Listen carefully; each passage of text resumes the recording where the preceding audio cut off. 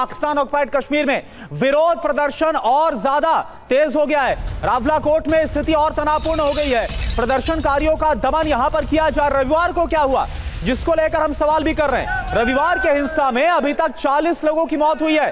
Direct firing इन पर कर दी गई। ये वो लोग हैं जो पाकिस्तान ऑक्युपाइड कश्मीर में हालात सुधारने की मांग कर रहे थे, लेकिन उनको क्या मिला? वहां की सेना से वहां के जो दमनकारी और वहां की जो सरकार लोगों का दमन करना चाहती, जो दुश्मन समझती है, उन्होंने गोलियों से भून डाला सभी को। तो पाकिस्तान ऑक्युपाइड कश्मीर में इंटरनेट सेवाएं भी बंद कर दी गई हैं। फायरिंग की तस्वीरें और खबरें तो आ ही रही हैं। प्रदर्शनकारियों की धरपकड़ की जा रही है। सड़कों पर पुलिस वालों की तादाद में इजाफा भी कर दिया गया है। तो प्रदर्शनकारियों की धरपकड़ की जा रही है। फायरिंग के मामले सामने आ चुके हैं। इंटरनेट सेवाएं भी बंद की जा चुकी हैं और सड़कों पर पुलिस वालों की तादाद में भी बढ़ोतरी की गई है। और आप देखिए, पाकिस्तान ऑक्युपाइड कश्मीर में डर का माहौल है। जनता को राशन स्टोर करने के लिए कह दिया गया है। 2 महीने का राशन जमा करने का निर्देश दिया गया। हालात बहुत खराब है। राशन की दुकानें सुरक्षित जगहों पर शिफ्ट की गई हैं। आटे के अलावा दवाइयों का भी जो स्टॉक है वो लगातार खत्म हो रहा है। नीलम, झेलम घाटी, हवेली जिलों में इस वक्त अलर्ट है। ये देखिए आप तस्वीरें, ये वो तस्वीरें हैं जिसको पाकिस्तान झुठला नहीं सकता। वहां के हुक्मरान, वहां की सेना झुठला नहीं सकती। किस तरह से वहां की जो आवाम है वो अब दमन के खिलाफ आवाज बुलंद करिए। छोटे छोटे बच्चियों को हमने देखा, उनके बयान हमने आपको दिखाए, जिन्होंने साफ कहा कि अब ये सब कुछ हम बर्दाश्त नहीं करने वाले। तो ये तस्वीरें भी आप देख रहे हैं। फायरिंग के बाद धुआं भी नजर आया है। पाकिस्तान ऑक्युपाइड कश्मीर में मुनीर की बर्बरता जारी है। मुनीर ने पाकिस्तान ऑक्युपाइड कश्मीर में पाकिस्तानी फौज भेजी है। सेना के 10,000 जवान पाकिस्तान ऑक्युपाइड कश्मीर भेजे गए हैं। पीओके के रावलाकोट में अभी स्थिति तनावपूर्ण है।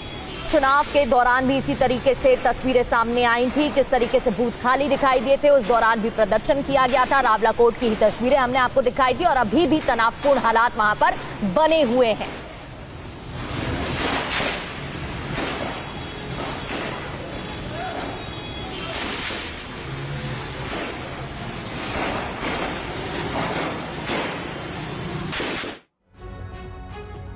तो पाकिस्तान ऑक्युपाइड कश्मीर में मुनीर की जो बर्बरता है नॉन स्टॉप लगातार जारी। हालात और खराब हो रहे हैं। खबर क्या है, फटाफट आपको बता देते हैं। पीओके में मुनीर के खिलाफ प्रदर्शन हो रहा है। पाकिस्तान की सेना के हाथ से हालात निकल चुके हैं।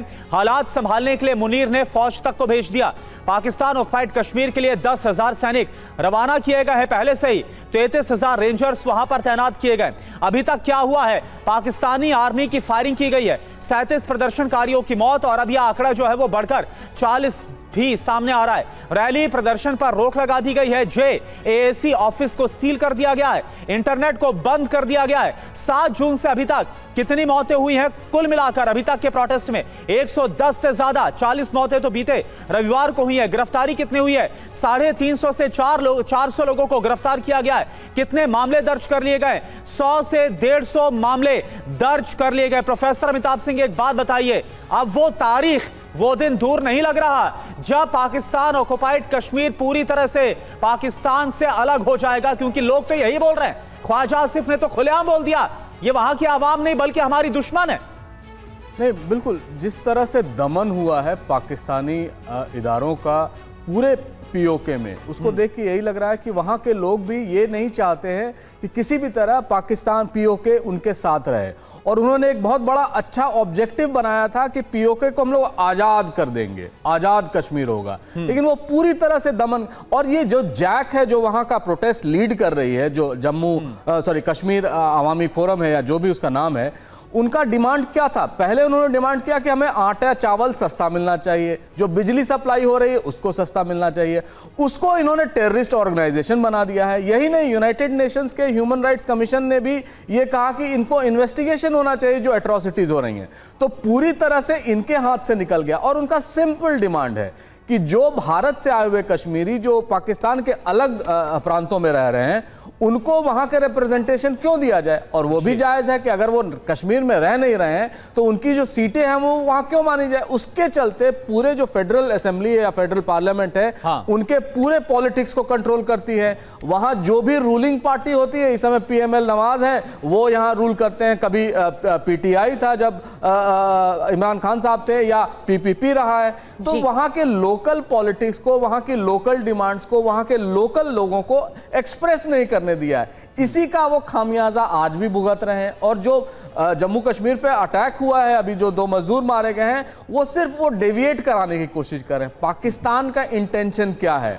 अपने लोगों पर दमन करो, दूसरे कंट्रीज पर अटैक करो, अफगानिस्तान पे, दूसरे देशों में सीमा पार आतंकवाद कराओ और दुनिया को दिखाओ कि देखो जी हम बहुत अच्छे मीडिएटर हैं, हम तो सब कुछ अच्छा अच्छा चाहते हैं, और किसी ना किसी तरह ट्रंप और उसके एडमिनिस्ट्रेशन को प्लीज करते रहें। ये पाकिस्तान का जो गेम है वो सारे लोग समझते हैं जी। लेकिन जो हालात इस समय पीओके में है या खैबर पख्तूनख्वा में है, चाहे बलूचिस्तान में है, वो पाकिस्तान की अपनी कमजोरी है जो दिखा रहा है और वो उसको एक्सेप्ट नहीं करना चाह रहे। जिस तरह के फिलॉसफी और जिस तरह के थियरी बता रहे हैं कि वहां पे टीटीके है, वहां पे कोई और एजेंसीज है, हाँ। ये लोग खुद अपने आप में फंसे हुए हैं। जो अंतर्विरोध है पाकिस्तान का ना, वो पूरी तरह पीओके में इस समय मैनिफेस्ट कर रहा है। बिल्कुल सर, और वो बाहर आता हुआ भी दिखाई दे रहा है साफ तौर पर। भले ही इस पर इमरान जी कुछ कहने को राजी नहीं है, लेकिन जो तस्वीरें आ रही हैं वो साफ साफ कहानी बयां कर रही हैं।